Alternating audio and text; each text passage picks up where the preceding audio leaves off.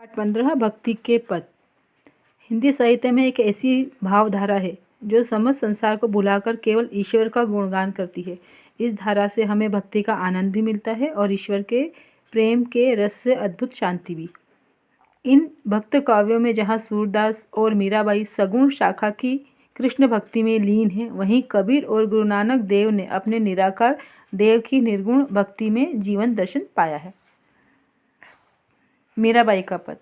पायो जी में तो राम रतन धन पायो, वस्तु अमोलोक दी मेरे सदगुरु, करी कृपा अपनायो। जन्म जन्म की पूंजी पाई, जग में सबे खोवायो। खर्चे न खुटे कोई चोर न लुटे, दिन दिन बढ़त सवायो।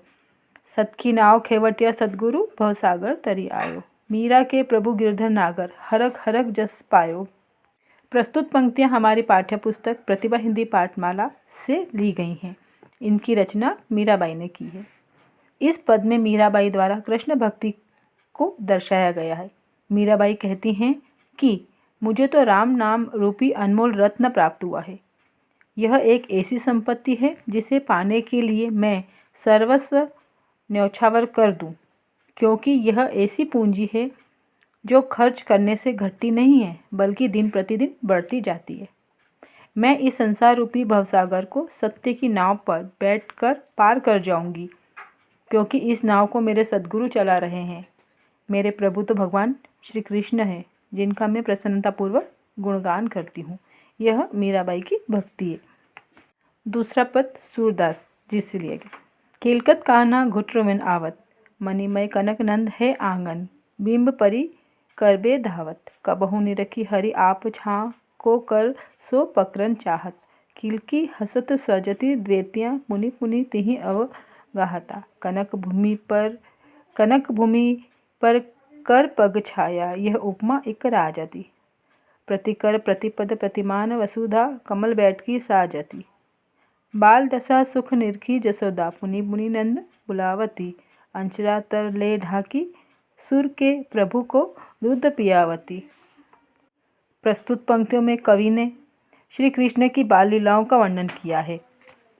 कवि कहते हैं कि कान्हा किलकारियाँ अर्थात हंसते हुए, किलकारियाँ मारते हुए घुटनों के बल आते हैं और नंद बाबा के आंगन में मणियों से युक्त कानों में पहने हुए आभूषण की परछाई व अपनी परछाई को पकड़ने के लिए दौड़ते हैं। उन्होंने जो आभूषण धारण कर रखे हैं और जिसकी परछाई पड़ रही है, भगवान श्री कृष्ण उसे पकड़ने के लिए दौड़ते हैं। इस पर कान्हा के किलकारी मारकर हंसने पर उनके आगे के दोनों दांत बार बार दिखाई देते हैं। कृष्ण के हाथ और पैर भूमि पर इस प्रकार पड़ रहे हैं मानो उन्होंने स्वर्ण के समान भूमि पर छाया कर दी है। बालक की इस दशा को देखकर यशोदा माँ बार बार नंद बाबा को बुलाती है और आंचल के नीचे ढककर सूरदास जी के प्रभु श्री कृष्ण जी को दूध पिलाती हैं। कबीरदास जी के पद।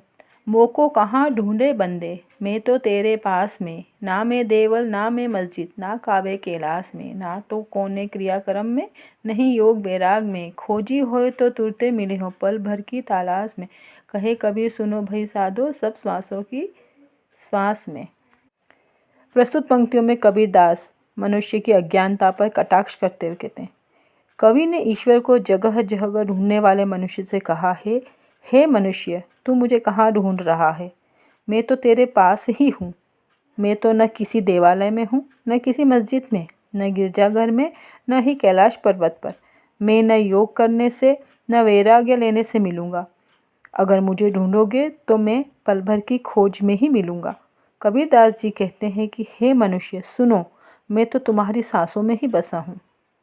गुरु नानक देव के पद। झूठी देखी प्रीत, जगत में झूठी देखी प्रीत। अपने ही सुख सो सब लागे, क्या दारा क्या मीत। मेरो सभी कहत, हित सो बाध्यो चित। अंतकाल संगी नहु कोई, यह अचरज की रीत। मन मूरख अजहु नहीं समझत, सिख दे हास्यो नीत। नानक भव जल पार परे, जो गावे प्रभु के गीत। प्रस्तुत पंक्तियों में कवि ने संसार में व्याप्त स्वार्थ को उजागर किया है।